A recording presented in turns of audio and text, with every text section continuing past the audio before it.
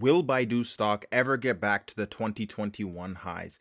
That is what investors are starting to wonder after dropping about 60% from those levels and struggling to move anywhere for the first half of this year. And with weak guidance from Q1, how has Q2 played out for Baidu?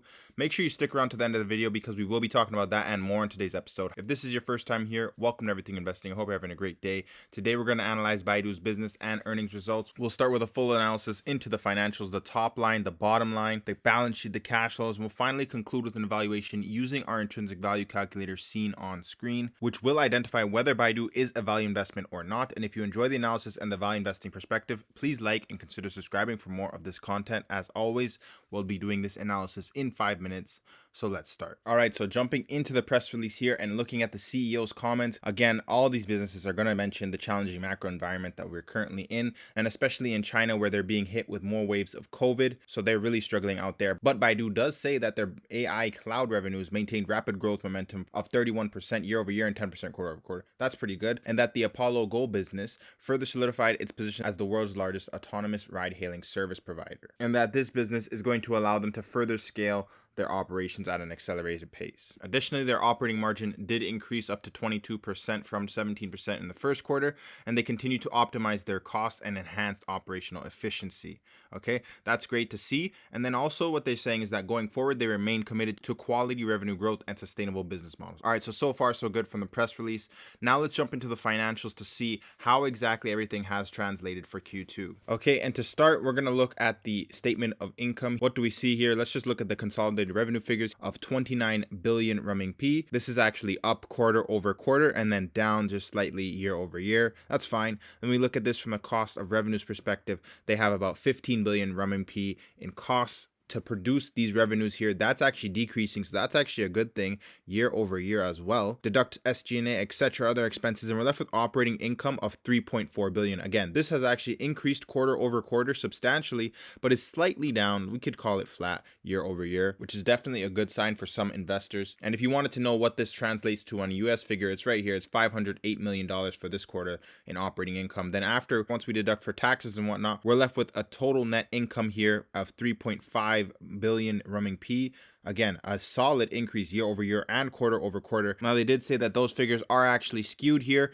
but overall, it's a positive sign here for investors to see that the business has produced a profitable and strong second quarter of 2022. And when we look at this from a diluted earnings per share figure, we're at about $1.25 for this quarter alone. So remember this when we get to our calculator at the end of the video. But now let's take a look at the balance sheet. They have about $6.3 billion in cash, 1.6 billion in restricted cash, and then $20 billion in short-term investments. If we add all that up, it's about, let's say, $28 billion in cash on the balance sheet.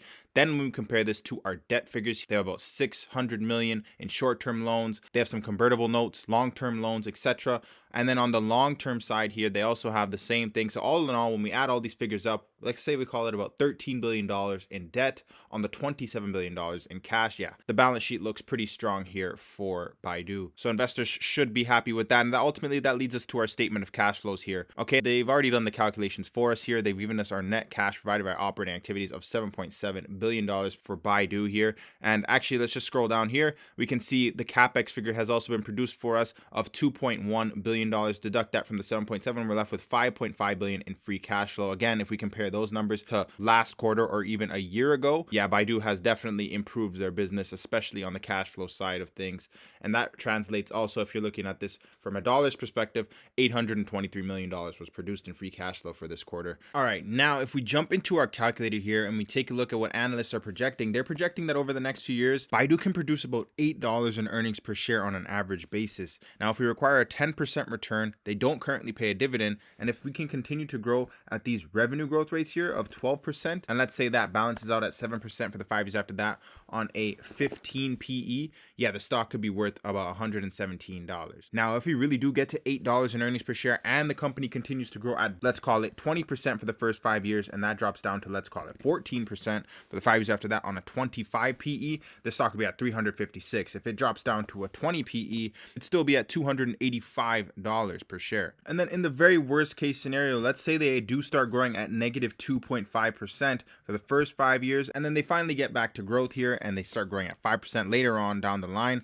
on a 10 PE, the stock would be worth $37 per share. Now, it is interesting to see the stock is trading at about 2 times price to sales and then about 1.5 times price to book value. So that means right now the stock is kind of trading at a margin of safety by those numbers. And then when we look at the stock chart as well here and you zoom out, we can see that we've had a nice base down here at a $110 per share. The stock does not want to go below there, and every time it does, it gets rejected higher. But we are in a downtrend currently, and we're kind of just consolidating here in this little bubble. So these upcoming quarters are going to be very important for Baidu. Can we start to rebound higher from these levels? Because if so, we will be on track to reaching, 200s into $250. But if the next few earnings cycles come out and they're actually not what investors were expecting, then Wall Street will dump this stock even more and we'll head towards $82 per share. That's sort of the risk and reward for Baidu there. As always, do your own due diligence when it comes to investments. That's just my opinion and my analysis. If you enjoyed the video so far, please leave a like and subscribe, and I'll catch you on the next one.